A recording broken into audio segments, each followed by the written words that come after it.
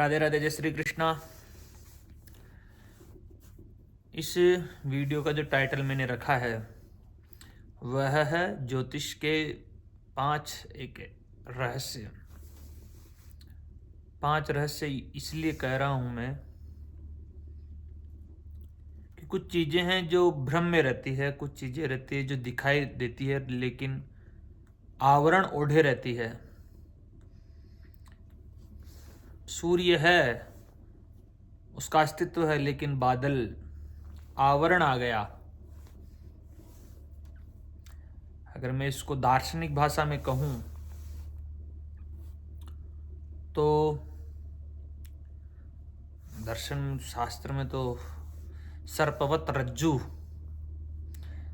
है, तो उसका अस्तित्व रज्जु है लेकिन वह सर्पवत दिख रही है। आवरण आ जाना वही ज्योतिष है। और ज्योतिष पर विश्वास करने वाले या विश्वास नहीं करने वाले, ज्योतिष की प्रामाणिकता पर कोई प्रश्न नहीं हो सकता है जहां तक वैचारिकी दृष्टि जाती है। जब तक, क्योंकि सूर्य है, चंद्र है, मंगल है, मरकरी है, वीनस है, जुपिटर है, सैटर्न है, इन सबका भौगोलिक पिंड है, टेलीस्कोप के माध्यम से देखे जा सकते हैं। सूर्य चंद्र तो आपके इन नेत्रों से भी देखे जा सकते हैं। सूर्य का आप पर प्रकाश पड़ना ही, सूर्य आप पर प्रकाश डालता है तो कुछ ना कुछ तो आप पर प्रभाव हो ही रहा है। सूर्य अपना प्रकाश डाल सकता है तो क्या दूसरे ग्रह, क्या उनके पास पिंड नहीं है? क्या उनका मैग्नेटिक फील्ड नहीं है? तो वो तो आप पर प्रभाव तो डालेगा ही डालेगा। और वैज्ञानिक भी उनकी तरंगों को पकड़ने में बहुत आज तरंगे पकड़ सकते हैं। प्रत्येक क्षण, प्रति क्षण ग्रहों की जो ये चुंबकीय प्रवृत्ति है, यह मानव जीवन या इस सृष्टि पर प्रभाव डालती ही डालती है। तो पहला है कर्म में जो 5 सीक्रेट चीजें बताऊंगा आपको। तार्किक है ये चीजें। आपको जो ज्योतिष के जिज्ञासु है, ज्योतिष के जो विद्यार्थी है, उनको तो ये चीजें अवश्य ही पता होनी चाहिए। कर्म बनाम भाग्य, भाग्य पर बहुत ज्यादा जोर देते ज्योतिष जो विश्वास करते हैं। नहीं, भाग्य भी है, कर्म भी है, दोनों हैं, अपने अपने स्थान पर है और दोनों बड़े महत्वपूर्ण है, भाग्य और कर्म। जैसा कि ग्रंथों में बहुत जगह आप पढ़ोगे, पाया गया भाग्यम फलति सर्वत्र न च विद्या न च पौरुषम। यहां पर भाग्य की महत्ता को ज्यादा प्रभावी ढंग से बताया गया है, भाग्य को कर्म से ऊपर बताया है। अब निर्णय आपको करना है कि भाग्य, निष्कर्ष में भी बताऊंगा बाद में, लेकिन मेरे वक्तव्य के बाद आप खुद ये चीज निर्णय करना कि कर्म को मानोगे या भाग्य को मानोगे। फिर मैं जो निर्णय दूंगा उस पर भी आप थोड़ा विचार अवश्य कीजिएगा। मेरा निर्णय अंतिम निर्णय नहीं होगा, आपके अपने स्वयं के विचार, आपकी बौद्धिक क्षमता, आप खुद ही उस निर्णय को समझ पाओगे कि आपका निर्णय ही महत्वपूर्ण होगा। मेरे कहने या नहीं कहने से कुछ भी नहीं होने वाला है इस संसार में। ऐसे हजारों व्यक्ति आए हैं, कह के गए हैं और कहते रहेंगे निरंतरता से।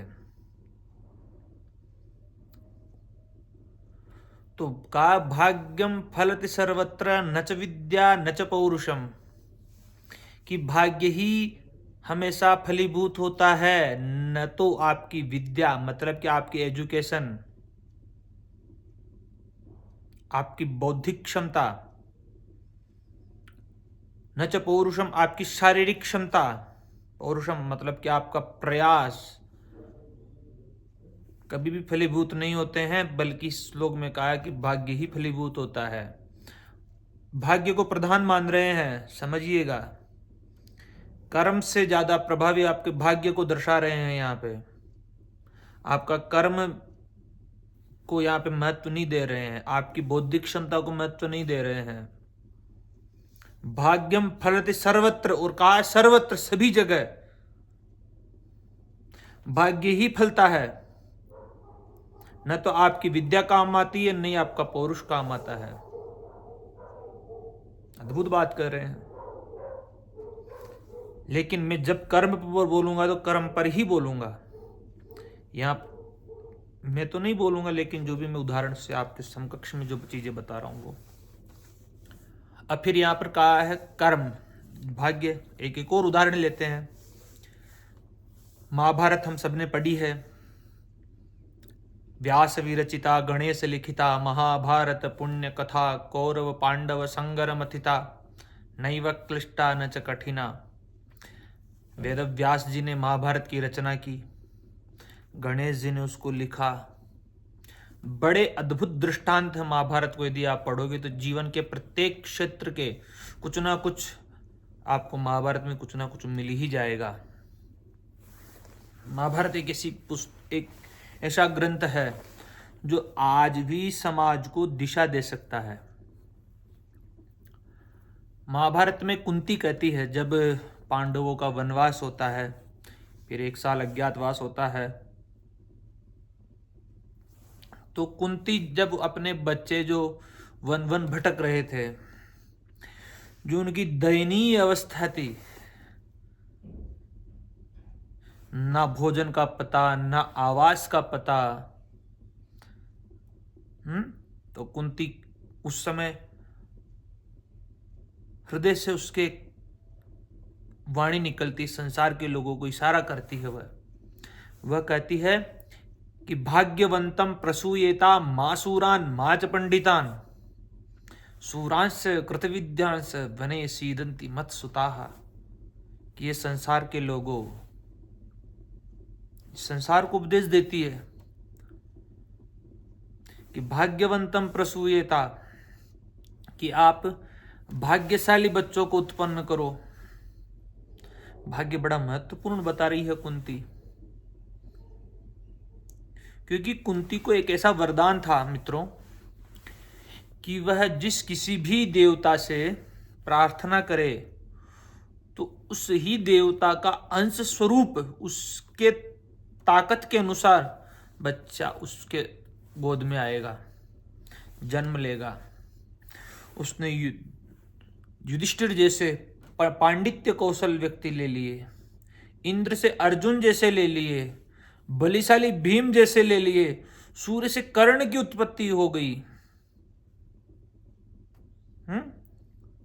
लेकिन भाग्यशाली पुत्र प्राप्त नहीं किया कुंती ने। तो कहती है कुंती, भाग्यवंतम प्रसूयेता, कि हे संसार के जनों, भाग्यशाली बच्चे उत्पन्न करो। माँ सूरान माच पंडिता, न तो सूरवीर न पंडित। सूरांश से कृतविद्यांश से, देखो ना मेरे पुत्र कितने सूरवीर है, कितने पांडित्य युक्त है। बने सीधन तिमत सुता, लेकिन भाग्य की वो देखो आज कि आज वन वन भटक रहे हैं। लेकिन फिर उन्होंने कर्म किया, युद्ध किया और राज्यश्री की प्राप्ति की। तो भाग्य भी बड़ा महत्व है। कुंती भी कहती कि भाग्यशाली बच्चे को उत्पन्न करो। ये तो हो गई भाग्य की बात। अब करते हैं कर्म की बात। कर्म भी 3 प्रकार के बताए गए हैं। एक तो प्रारब्ध, जो आप करके आ चुके हो, जन्म ले लिया है, आपने क्या संचित किया है, वह ही जन्म पत्रिका दिखाती है। वह ही आपकी जो कुंडली है, वह ही जो आपने किया था पूर्व में, आपके जो हजारों जन्म हुए हैं, हजारों हुए हैं भारतीय। अब आप मेरे से पूछ सकते हो कि क्या प्रमाण है कि हमारे हजारों जन्म हुए हैं। ये भी बात सही है कि प्रमाण नहीं है, अप्रमाणित चीजें हैं ये, पूर्व जन्म के, आने वाले जन्मों की कहानियां। इस विषय में कोई भी बौद्धिक व्यक्ति दिशाहीन हो जाएगा, क्योंकि यह चीज़ें, क्योंकि मुझे भी नहीं पता ना आपको पता है, लेकिन शब्द प्रमाण, आप्त वचन जो हमारे ऋषियों ने, महर्षियों ने जो देखा है वो उन्होंने कहा है। यदि हमारे में इतनी कैपेसिटी होती, इतना हमारे मस्तिष्क पावर इतना अच्छा होता, तो हम भी देख लेते कि होते या नहीं होते हैं। लेकिन हम उस दिशा में कार्य ही नहीं कर रहे, तो हम कैसे मान लें? आप पूर्व जन्म में, पिछले जन्मों की स्मृतियां, क्या आप या मैं पूर्व जन्म में जाने का कभी प्रयास किए? नहीं किए हैं। लेकिन जिन्होंने किया है तो उन्होंने पाया है, वो बता रहे हैं। हमने प्रयास ही नहीं किया, हमने बारदो प्रयोग नहीं किए, हमने जाति स्मरण नहीं किया है। जाति स्मरण के प्रयोग होते हैं जिसमें एक व्यक्ति अपने पूर्व जन्मों की जो स्मृतियां हैं उसमें लौटता है। जैसे मेरा 98 का बर्थ है, तो मैं बार बार ये कल्पना करूंगा, बार बार सोचूंगा कि मैं 97 में कहाँ था, 95 में कहाँ था, पृथ्वी तो थी, मैं कहाँ था। बार बार मैं अपने इसी जन्म से मैं वापस पीछे धीरे धीरे पीछे लौटूंगा, और जाते जाते मैं अपने जन्म के समय जाऊंगा, फिर जन्म से पूर्व में कहाँ पर था। ऐसे विचार बार बार जाति स्मरण के प्रयोग जो करते हैं वो पता करते हैं कि मैं पूर्व जन्म में, जब उसका स्मरण शक्ति वापस लौटती है तो वही व्यक्ति अनुभव करेगा ना। जो प्रयोग ही नहीं किया वो कैसे अनुभव करेगा? तो उनके अनुभव के आधार पर, पूर्व जन्म थे, उस संचित कर्मों के आधार पर आपने जन्म लिया है। तो आपके कर्म, जो ये आपकी जन्म पत्रिका है, जो आपकी जो कुंडली है, कुंडलिनी अलग है, कुंडली अलग है।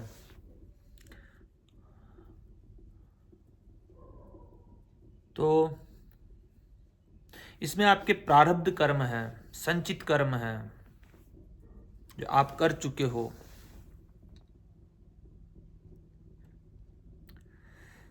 आप कर चुके हो संचित कर्म, प्रारब्ध कर्म तो जो उन संचित कर्मों का वह हिस्सा है जो इस जन्म के लिए आपको निर्धारित करता है।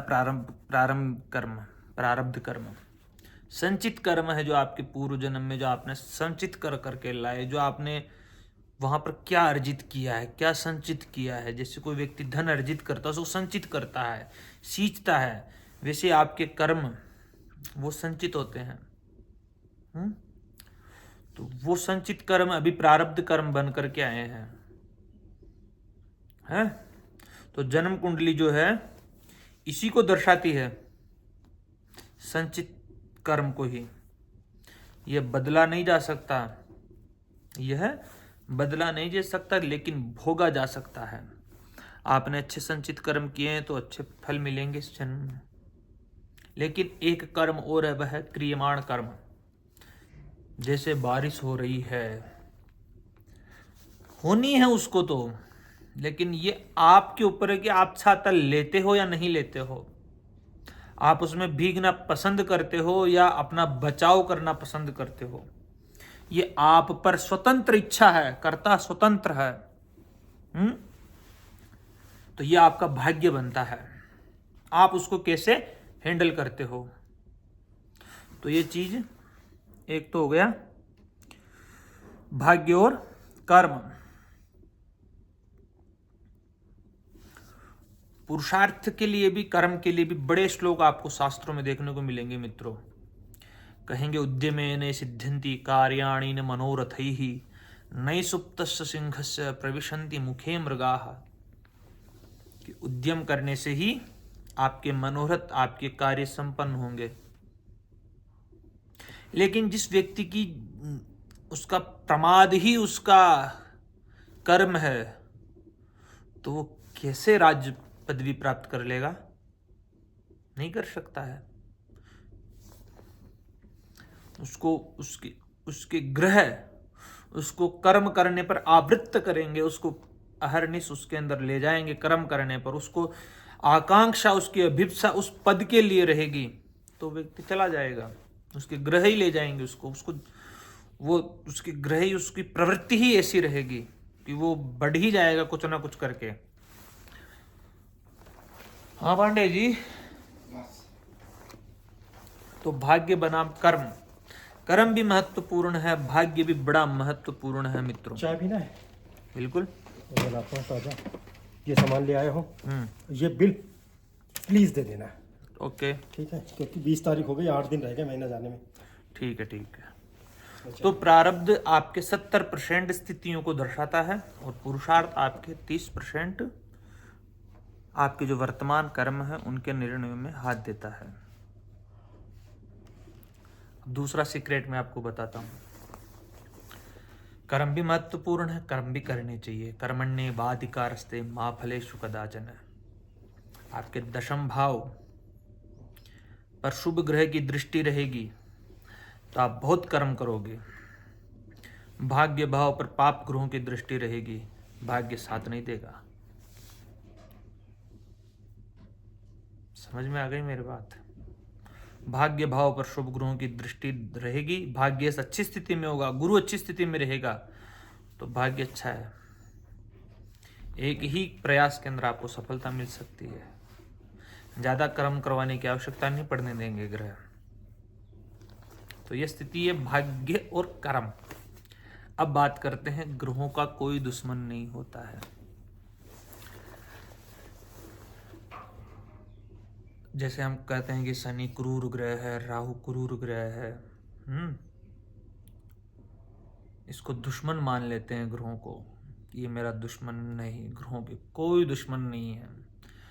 जैसे कहीं जंगल के अंदर वृक्ष उग रहा है, वृक्ष लग रहा है, पल्लवित हो रहा है, पुष्प लग रहे हैं, फल लग रहे हैं, सुगंध महसूस उड़ रही है हवाओं में, उसका कोई शत्रु नहीं है, कोई बैरी नहीं है।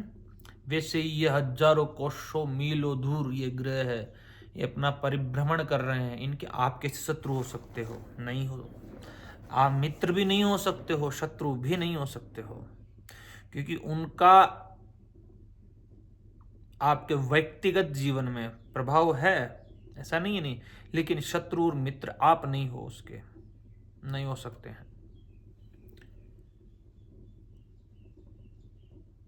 हम मान लेते हैं कि यह क्रूर ग्रह है, लेकिन एक सूर्य सिद्धांत में एक श्लोक आता है, ध्रुवबद्धन्तु नक्षत्रम नक्षत्रस्य ग्रहाः प्रतिनिबद्धाः ग्रहबद्धं कर्मफलम शुभाशुभम सर्वजंतूनाम। ये जो ग्रह है ये आपके कर्म फलों से बंधे हुए हैं, ये आपसे बंधे हुए नहीं हैं।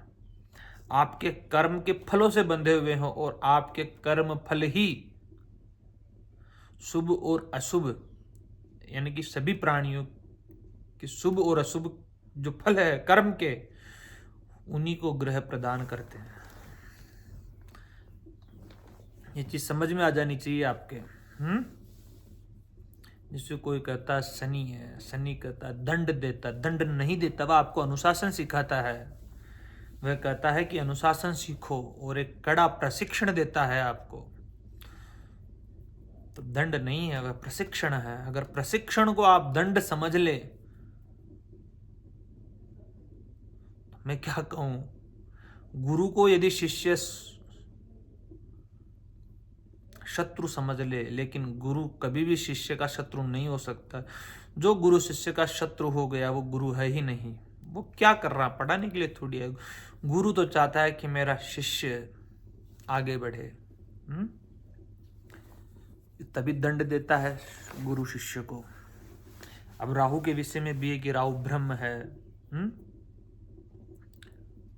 ऐसा नहीं है। वह राहु सिखाता है आपकी इच्छा की गहराई कितनी है, गहराई क्या है आपकी। दर्पण है राहु, और वही दर्पण आपके भीतर के जो असंतुलन है उसको बाहर प्रकट करता है कि देखो आप कितने असंतुलित हो। कोई भी कुछ कहा आप उससे प्रभावित हो गए, ये आपको राहु समझाता है। तो आपकी चीजें समझ में आ गई होगी। दो चीजें मैंने आपको बताया, एक तो कर्म और एक भाग्य। एक पहला पॉइंट ये था। और दूसरा पॉइंट था ग्रह आपके कोई भी शत्रु नहीं है, कोई भी मित्र नहीं है। एक तीसरा ज्योतिष की कुंडलियों में एक सूत्र है, वह शून्य का महत्व। आपकी जो राशि है, कोई सी भी राशि हो सकती है 12 राशियों में, तो कोई भी भाव में कोई ग्रह नहीं, इसका मतलब ये नहीं कि वह भाव कमजोर हो गया है। उसका भावेश उस भाव से संबंधित फलों को बहुत अच्छी तरीके से कंट्रोल कर रहा होता है। वह देखता रहता है कि मैं कहाँ का प्रतिनिधित्व कर रहा हूं। रिमोट कंट्रोल की तरह काम करता है, वह चलाता है उसको।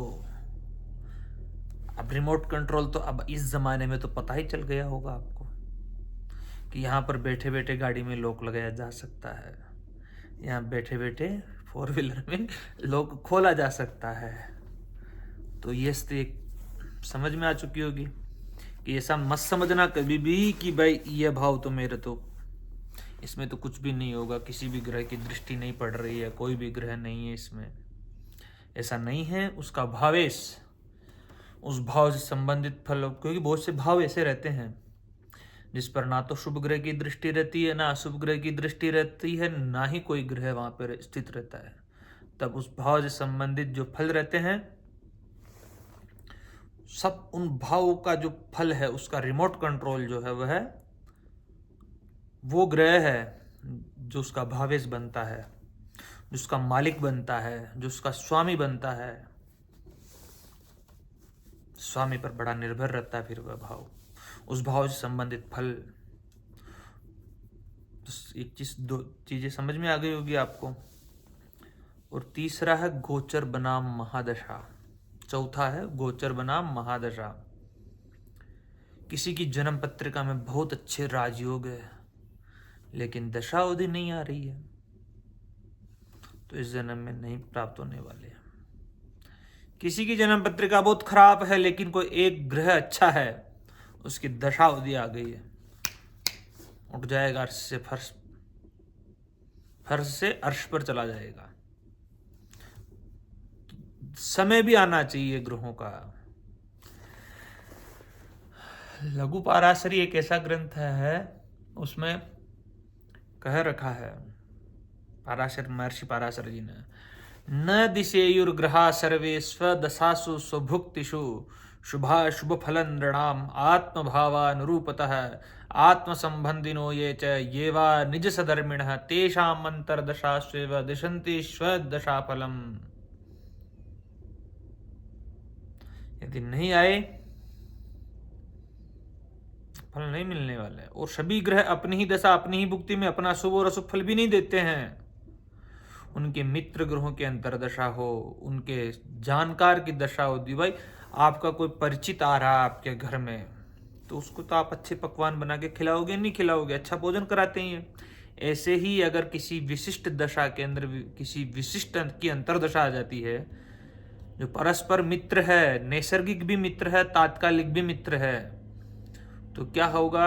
अगर दोनों राजयोग कारक होती जन्म पत्रिका में, तो इन दोनों की दशा अवधि में निश्चित तौर पे मान करके चलिएगा कि यह समय इस व्यक्ति का बहुत अच्छा जाएगा, कहीं ना कहीं से इसको शुभ फल की प्राप्ति होगी। तो एक गोचर है, तो गोचर में भी आपके चंद्रमा से भी देखा जा सकता है, लग्न से भी देखा जा सकता है। गोचर का मतलब होता है ग्रहों का भ्रमण, क्योंकि ग्रह तो वर्तमान हमेशा भ्रमण कर रहे हैं। इनका काम है भ्रमण करना, चरना। चर का मतलब होता है चलना, गोचर चलते रहना अपनी परिधि में। तो उनका भी आप प्रभाव पड़ता है। एक व्यक्ति का जन्म होता है तब उसका प्रभाव पड़ता है, तो आप तो हो, आपका अस्तित्व हो चुका है, तो आप पर भी प्रभाव पड़ेगा, बिल्कुल ही पड़ेगा। तो उस स्थिति को भी बड़ा महत्वपूर्ण होता है। दशा और गोचर दोनों को देखना परम आवश्यक होता है। ठीक है। और एक 5वां सीक्रेट है उपचार। महर्षियों ने बहुत, आप बृहद पराशर होरा शास्त्र पढ़ोगे तो उसमें जब भी किसी दशा विशिष्ट दशा अवधि में बताएंगे कि इसका खराब फल है, तो इसका उपचार ये होना चाहिए, महामृत्युंजयम जपेत अयुतम। हर दशा अवधि का उपचार बृहत्परा सरोरा शास्त्र में आपको मिलेगा मित्रों। वहां से आप अवश्य ही उपचार करोगे, वो प्रयोग आप करोगे, वो रेमेडीज आप करोगे जो कि महर्षियों ने बताई है, तो ज़्यादा प्रभावी होगी। न कि जो ये आज की जो रेमेडियाँ जो बताते हैं कि ये कर लो वो कर लो, वो ज़्यादा प्रभावी नहीं होने वाली है। शास्त्र क्या कहता, पंचांग क्या कहता, वो रेमेडी करो ना आप। जो हजारों वर्षों से जो ऋषियों ने महर्षियों ने जो चला रखी है, उसको आप पढ़ो, उपचार करो। लेकिन उपचार करने का मतलब यही नहीं है कि आप बस मंगल खराब हो तो मूंगा दान दे दिया, नहीं। उसका रेमेडी ये है कि आपको क्रोध पर नियंत्रण लाना होगा, शरीर को परिश्रम में लगाना होगा। अगर किसी का मंगल ज्यादा खराब हो तो उसको कहो कि शारीरिक श्रम सीख, तो उसकी एनर्जी डाइवर्ट करने का तरीका है ये रेमेडीज। तो पत्थर व्यवहार में बदलाव तो नहीं ला सकते हैं, लेकिन आपकी मानसिक स्थिति पर तो थोड़ा प्रभाव डाल ही देते हैं। ये चीज आप समझ चुके होंगे। तो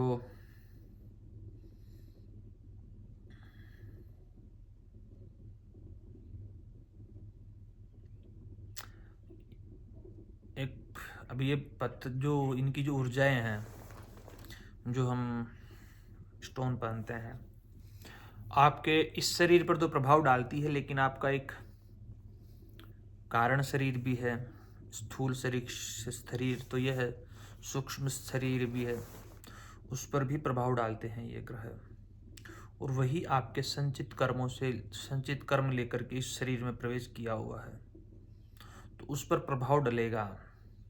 आपके शरीर पर तो प्रभाव डले नहीं डले वो तो आपको पता ही नहीं चलेगा, लेकिन प्रभाव उसका आपके सूक्ष्म शरीर पर रहेगा, उसकी एनर्जी का, उस स्टोन का, तो उसको प्रभावित करेगा यह। जब वो प्रभावित होता है तो कहीं ना कहीं आपका जो ये भौतिक शरीर है, ये जो स्थूल शरीर है, ये प्रभावित हो ही जाएगा। तो इसलिए स्टोन की रेमेडीज बहुत पावरफुल रेमेडीज होती है। तो धन्यवाद। 27 मिनट का वीडियो बन चुका है, 28 मिनट होने वाले हैं।